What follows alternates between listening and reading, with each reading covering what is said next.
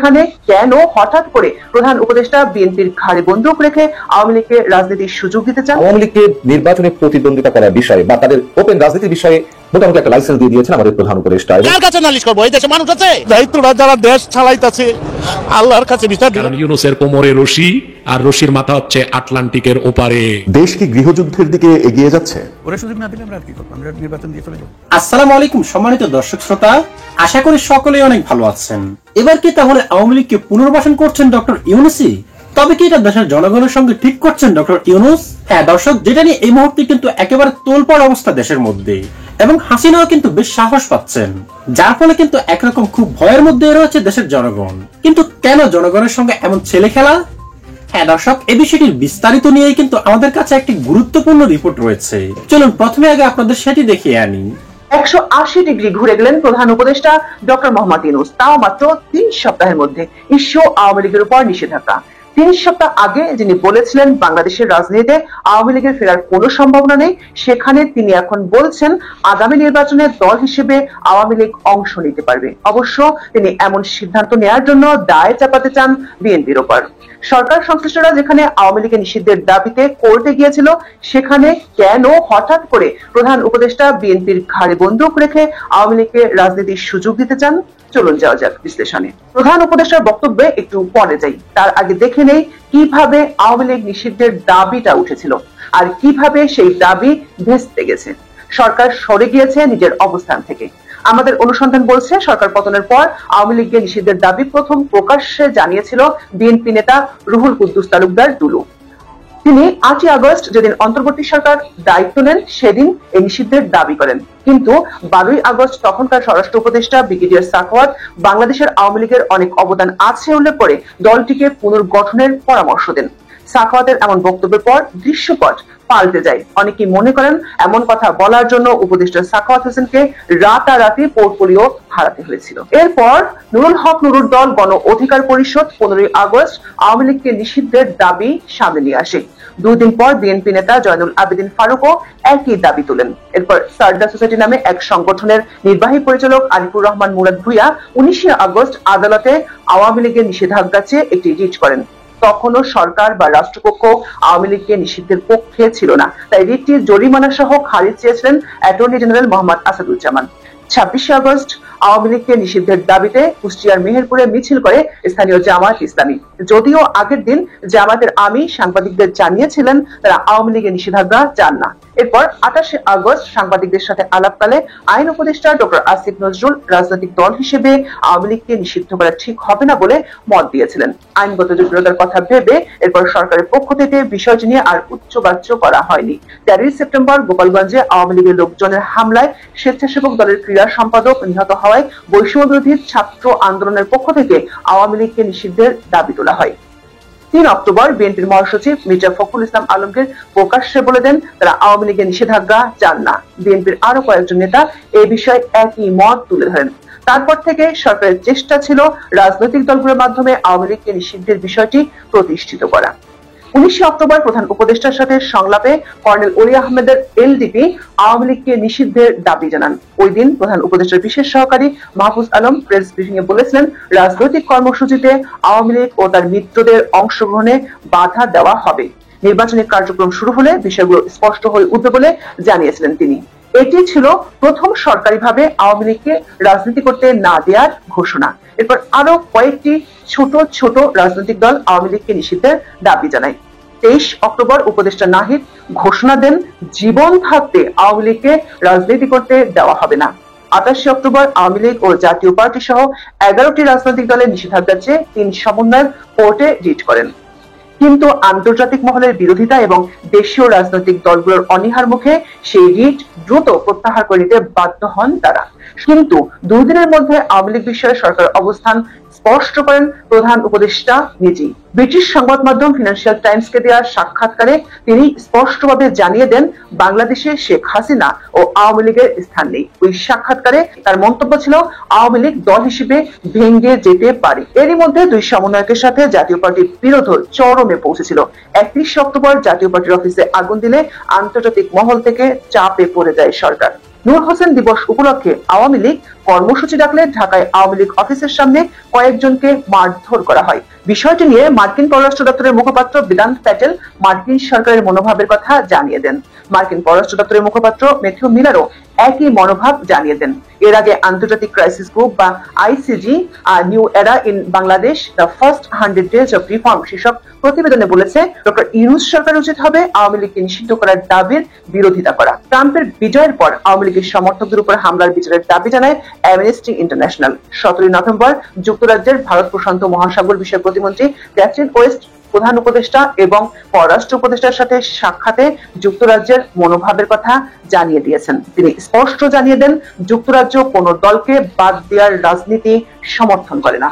তারপর থেকে নড়ে চড়ে বসে ডক্টর ইউনূস ও তার সরকার। 18 নভেম্বর দ্য হিন্দুকে দেওয়া সাক্ষাৎকারে প্রধান উপদেষ্টা জানান তার সরকারের রাজনৈতিক দলের বিষয়ে সিদ্ধান্ত নিতে চায়নি। বিএনপি এটা করেছে, বলেছে সব রাজনৈতিক দল অবশ্যই নির্বাচনে প্রতিদ্বন্দ্বিতা করবে, সুতরাং তারা ইতিমধ্যে রায় দিয়ে দিয়েছে। তার সরকার দেশের একটি প্রধান দলের মতামতকে উপেক্ষা করবে না। 18 নভেম্বর এক অনুষ্ঠানে বক্তব্য দিতে গিয়ে ব্যাখ্যা তুলে ধরেছেন কেন আওয়ামী লীগকে নিষিদ্ধ করা যাচ্ছে না। তিনি বলেছেন সরকারের পক্ষ থেকে যখন আওয়ামী লীগকে নিষিদ্ধের কথা বলা হয় তখন রাজনৈতিক দলগুলো তাদের বক্তৃতায় সেটি বাধা দেওয়ার চেষ্টা করছে, যে কারণে দলটিকে নিষিদ্ধ করা যাচ্ছে না। দর্শক খেয়াল করে দেখুন, উপদেষ্টা আসিফ মাহমুদ বলেছেন সরকারের পক্ষ থেকে যখন আওয়ামী লীগকে নিষিদ্ধের কথা বলা হয় তার মানে এ নিয়ে সরকারের মধ্যে আলোচনা হয়েছে। আমাদের পাওয়া তথ্য হচ্ছে এ নিয়ে সরকারের মধ্যে আলোচনা বেশ কয়েকবার হয়েছে। একই অনুষ্ঠানে উপদেষ্টা আসিফ মাহমুদ আরো বলেছেন আওয়ামী লীগ নিষিদ্ধের প্রসঙ্গে ডেমোক্রেসির কথা বলে বিদেশের দূতাবাসগুলো চাপ প্রয়োগ করছে। তিনি দাবি করেছেন আওয়ামী লীগকে আন্তর্জাতিক পর্যায়ে পুনর্বাসনের ষড়যন্ত্র চলছে। উপদেষ্টা আসিফ আওয়ামী লীগকে নিষিদ্ধ করতে না পারার পেছনে দুটো কারণের কথা বলেছেন। তার একটি হলো আন্তর্জাতিক চাপ। প্রশ্ন হলো কখন এই বিদেশি চাপ আসে। 14 সেপ্টেম্বর সরকার নির্বাচন ব্যবস্থা সংস্কার কমিশনের প্রধান ও সুজনের সম্পাদক বদিউল আলম মজুমদারের একটি মন্তব্য আন্তর্জাতিক মহলকে ভাবিয়ে তোলে।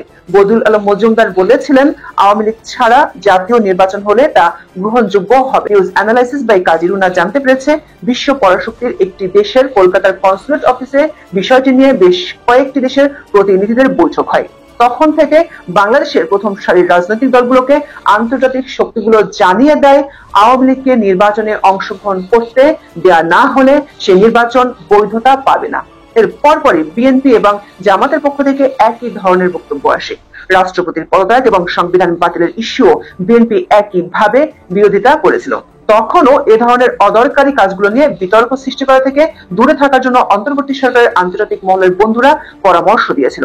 রাষ্ট্রপতির পদত্যাগের আন্দোলন যখন তুঙ্গে, সরকারের যখন কিছুই করার ছিল না, তখন বিষয়টি স্থগিত করতে বিএনপির 3 নেতাকে তড়িঘড়ি করে ডেকে নেওয়া হয় প্রধান উপদেষ্টার কার্যালয়ে।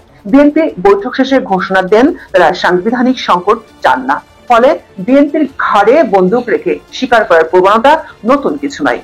আগে এমন ইস্যুতে আন্দোলনের ডাক দিলেও এখন সমন্বয়করা ফেসবুকে আওয়ামী লীগকে নির্বাচনে প্রতিদ্বন্দ্বিতা করার বিষয়ে বা তাদের ওপেন রাজনীতির বিষয়ে মোটামুটি একটা লাইসেন্স দিয়ে দিয়েছেন আমাদের প্রধান উপদেষ্টা, এবং তিনি যে লাইসেন্স দিয়ে দিয়েছেন সেটি নিয়ে এখন তুমুল একটা আলোচনা চলছে, পাশাপাশি সমালোচনাও চলছে।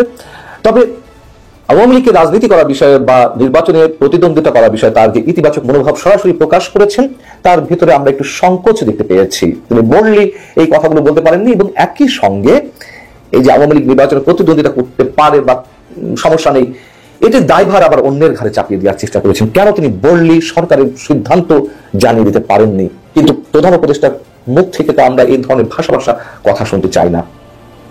বিষয়টি হচ্ছে যে ভারতের প্রভাবশালী অন্যতম একটি গণমাধ্যম দ্য হিন্দু, এই পত্রিকাটির পক্ষ থেকে বাংলাদেশে এসে আমাদের প্রধান উপদেষ্টা বাসভবনে বসে তার ইন্টারভিউ করা হয়েছে। দ্য হিন্দুর পক্ষ থেকে প্রশ্ন ছিল নির্বাচনে আওয়ামী লীগকে প্রতিদ্বন্দ্বিতার অনুমতি দেওয়া হবে কিনা। উত্তরে অধ্যাপক ডক্টর মোহাম্মদ ইউনূস বলেছেন এরই মধ্যে এই ঘোষণা হয়ে গেছে।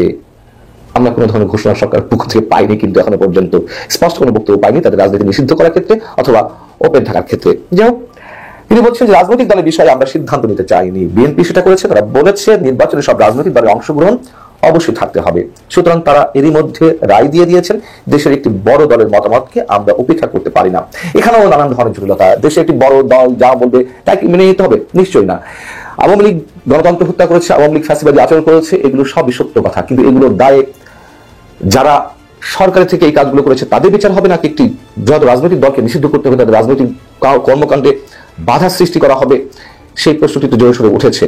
এবং আওয়ামী লীগকে নিষিদ্ধ করার প্রশ্নে বিএনপি যেমন তাদের মতামত জানিয়ে দিয়েছে, তারা আওয়ামী লীগের নিষিদ্ধ চায় না, ঠিক একই সঙ্গে যারা আওয়ামী লীগ দ্বারা নির্যাতিত হয়েছে, বিএনপিও নির্যাতিত হয়েছে, তারাও তুমুল বিরোধিতা করেছে সরকারের এই ধরনের অবস্থানকে। নিষিদ্ধ করার ক্ষেত্রে সরকার যে একটি পদক্ষেপ নিতে যাচ্ছিল, কেন ডক্টর মোহাম্মদ ইউনূস বলতে পারেননি যে কথাগুলো আমি আমার ক্ষুদ্র মস্তিষ্ক থেকে উচ্চারণ করলাম, যে কোনটির ভিত্তিতে বিবেচনা করা উচিত বা সরকার কোন সিদ্ধান্তে যাবে? ফ্যাসিলিটি আচরণের ক্ষেত্রে ব্যক্তি বিশেষ বা সরকার প্রধান হিসেবে শেখ হাসিনা বিচার করা হবে, বা তার দোষদের বিচার করা হবে, নাকি পুরো দলকে নিষিদ্ধ করা হবে? তেমন কোনো ব্যাখ্যা তিনি দিতে পারেনি। যেহেতু আমরা জানি ছাত্র সমন্বয়ের পক্ষ থেকে এক ধরনের তুমুল দাবি উঠেছে আওয়ামী লীগকে নিষিদ্ধ করার ক্ষেত্রে, আমরা এখানে ডক্টর মোহাম্মদ ইউনূসের কোনো বোল্ডনেস দেখতে পাচ্ছি না। ছাত্ররা যে দাবি করবে, কেন সেই দাবির প্রতি সবসময় নমনীয় থাকতে হবে? কেন জোর গলা তিনি বলতে পারবেন না যে না, এটা ঠিক নয়, আমরা বিচার করব, তবে এইভাবে নয়? এরই মধ্যে হাসনাত আব্দুল্লাহ তিনি জানিয়ে দিয়েছেন যারা আওয়ামী লীগকে পুনর্বাসনের চেষ্টা করবে তাদেরকে গণশত্রু হিসেবে চিহ্নিত করা হবে। এক একজনের এক একটা রাজনৈতিক এজেন্ডা থাকতেই পারে। যেহেতু ছাত্ররা রাজনীতি করবে, রাজনীতির নামছে, তারা একটি নতুন রাজনৈতিক দল গঠন করছে, যদিও সেটি বৈষম্য বিরোধী ছাত্র আন্দোলনের ব্যানারে নয়, সেটি দেখভালের দায়িত্ব সম্ভবত জাতীয় নাগরিক কমিটি, তাদের মধ্যে থেকে আবার কিছু অংশের সমন্বয়ে যে গড়ে ওঠা সংগঠন জাতীয় নাগরিক কমিটি, সেটি সমন্বয়ে। যাই হোক, এখন কেন বাংলাদেশের স্বার্থে, বাংলাদেশের মানুষের স্বার্থে, আগামী সুস্থ সুন্দর একটি রাজনৈতিক ভবিষ্যতের জন্য এই কথাগুলো সরকারের পক্ষ থেকে স্পষ্টভাবে উচ্চারণ করা হচ্ছে না? এগুলোই সরকারের জন্য বড় বিপদ হয়ে দাঁড়াবে আমরা মনে করি। এবং এই ইন্টারভিউতে আরো বেশ কিছু বিষয়ে আমাদের প্রধান উপদেষ্টা যে মন্তব্যগুলো করেছেন, সেগুলো আমাদের কাছে খুব দুর্বল চিত্তে মনে হচ্ছে। তিনি স্পষ্ট করে কিছু বলতে পারছেন না। বারবার একটা কথা বলছি, এবং বাংলাদেশকে একটা বিপজ্জনক অবস্থা নিয়ে যাওয়ার চেষ্টা করছে ভারত তার নিজ স্বার্থে, নিজ এজেন্ডা থেকে। কিন্তু ডক্টর মোহাম্মদ ইউনূস কেন ডোনাল্ড ট্রাম্পের বিবৃতি বলতে তিনি এক্স হ্যান্ডেলে যে মন্তব্যটি করেছিলেন মার্কিন নির্বাচন আগে, আমরা সবাই জানি এটি প্রথম দিকে অস্বীকার করা একেবারেই আমার মনে হয় ঠিক হয়নি। সেখানে প্রসঙ্গক্রমে বাংলাদেশের সংবিধান প্রশ্ন এসেছে। সংখ্যালঘু সম্প্রদায়ের অনেক মানুষের সঙ্গে আমার কথা হয়েছে, তার হিন্দু সাংবাদিক বলছেন তারা ভীত সন্ত্রস্ত বোধ করছেন, তারা মনে করছেন তাদেরকে টার্গেট করা হয়েছে। ফেসবুকে অডিও আছে, সামাজিক যোগাযোগ মাধ্যম আলোচনা আছে, সামাজিক যোগাযোগ মাধ্যম আছেই, সেগুলো কোথেকে সরানো হচ্ছে সেগুলো আমরা জানি। যাই হোক, বর্তমান ক্ষমতা থাকা ব্যক্তিদের আমরা বলতে শুনছি সংবিধান থেকে ধর্মনিরপেক্ষতা বদলে দেওয়া হবে। আপনার সরকারের মাধ্যমে বাংলাদেশের পরবর্তীতে যা আসছে তা ইসলামের অধিক মাত্রায় উগ্রবাদ। এটি গত 16 বছরে আমরা দেখতে পাইনি। দা হিন্দুর এই বক্তব্যের কিছু অংশের সঙ্গে আমি একমত, কিছু অংশ উদ্দেশ্য প্রণীত অবশ্যই বলতে হবে। গত 16 বছর দেখতে পাইনি। গত 16 বছরে শেখ হাসিনা দু নৌকায় পা দিয়েছেন। হেফাজতে ইসলামকে প্যাট্রোনাইজ করেছেন, ইসলামী মৌলবাদী সংগঠনগুলোর সঙ্গে তিনি আপোষ করেছেন, আবার হিন্দুদেরকে ব্যবহার করেছেন। যাই হোক, তার উত্তরে আমাদের প্রধান উপদেষ্টা কি বলছেন? ডক্টর মোহাম্মদ ইউনূস যে কথাটি বলেছেন যে এটা কি আমরা মানবো, অন্তর্বর্তী সরকারের উপদেষ্টা পরিষদ থাকা প্রতিজন ব্যক্তি একজন মানবাধিকার কর্মী, তারা নিজেরা ভুগেছেন, অথবা তাদের কেউ পরিবেশবাদী কর্মী, লিঙ্গগত কর্মী এবং অন্য ধর্মের অধিকার কর্মী। সুতরাং তারা সবাই অধিকারবাদী। তাদের সামনে যদি এই কথাগুলো আপনি বলেন, তাহলে তারা আপনার প্রতি চিৎকার করবেন। উপদেষ্টা পরিষদের প্রতিজন সদস্যের জীবন সম্পর্কে জানুন। এগুলো ডক্টর মোহাম্মদ ইউনূস স্রেফ এড়িয়ে গেছেন। তার কারণ আমরা জানি যে গত কয়েকদিন আগে সরকারের পক্ষ থেকে অ্যাটর্নি জেনারেল হাইকোর্টে আপিল করেছেন সংবিধানের কিছু বিষয় বাদ দিতে। তার মধ্যে একটি হচ্ছে ধর্মনিরপেক্ষতা। কেন ধর্মনিরপেক্ষতা বাদ দেওয়া হবে? এবং যুক্তি হিসেবে উল্লেখ করা হয়েছে যে সংবিধানের আরেকটি ধারায় বলা হয়েছে যে প্রত্যেক ধর্মের মানুষের অধিকার সংরক্ষণ করবে রাষ্ট্র। ভালো কথা, তাহলে ধর্ম নিরপেক্ষতা কেন বাদ দেওয়া হবে? কোন ভিত্তিতে? আমরা কি ইসলামী রাষ্ট্রের দিকে, ইসলামী বিপ্লবের দিকে যাচ্ছি? কথিত বিপ্লব, যেটি জামাত ইসলাম থেকে কদিন আগে বলা হয়েছে যে বাংলাদেশে আরেকটি বিপ্লব করতে হবে, ইসলামী বিপ্লব।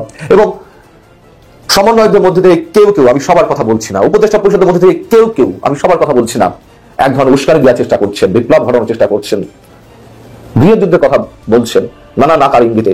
কেন এগুলো হবে? এগুলোই ভারতকে সুযোগ করে দিচ্ছে বাংলাদেশকে একটি মৌলবাদী সাম্প্রদায়িক রাষ্ট্র হিসেবে বিশ্বের বুকে তুলে ধরার জন্য। আমরা মনে করি আরো একটি বিষয় যে প্রশ্নটি করেছে হিন্দু পক্ষ থেকে, সেটিকেও সমর্থন করি। ভারতের পক্ষ থেকে নানান ধরনের প্রচার গুজব চলছে, কথা যেমন বলছি, হিন্দু পক্ষ থেকে যে কয়েকটি প্রশ্ন করা হয়েছে সেই প্রশ্নগুলো কিন্তু আমাদেরও। সেখানে বলা হয়েছে যে বিচার বহির্ভূত হত্যাকাণ্ডের শিকার হয়েছেন 8 জন। আমরা শুনেছি অনেক সাংবাদিকের অ্যাক্রিডিটেশন কার্ড বাতিল করা হয়েছে। কেউ বলছেন আপনার সরকারও অতীতের সরকারের আচরণ অব্যাহত রেখেছে। এখানে আমাদের প্রধান উপদেষ্টা কি বলেছেন? তিনি বলছেন জনগণকে বিচার এবং তুলনা করতে দিন, এই সরকার কি কাজ করছে, বঙ্গ সরকার কি করেছে। আমি বিতর্কে যাচ্ছি না, আমরা সংবাদ মাধ্যমের স্বাধীনতা নিশ্চিত করেছি, এ নিয়ে কোনো সংশয় নেই। অ্যাক্রিডিটেশন বিষয়ক যে আইন সেটা আমরা তৈরি করিনি, আমরা শুধু সেটা প্রয়োগ করেছি। এটা কোনো কথা হলো? যদি কোনো কালা কানুন আগের যে স্বৈরশাসনের দল, সেই দল যদি পড়ে থাকে তাহলে সেই কালাকানুন কেন আপনি প্রয়োগ করবেন? তো সম্মানিত প্রিয় দর্শক, ভিডিওতে আলোচিত বিষয়গুলো শুনে আপনার কি মনে হয়েছে কমেন্ট করে জানিয়ে দিন এখনই।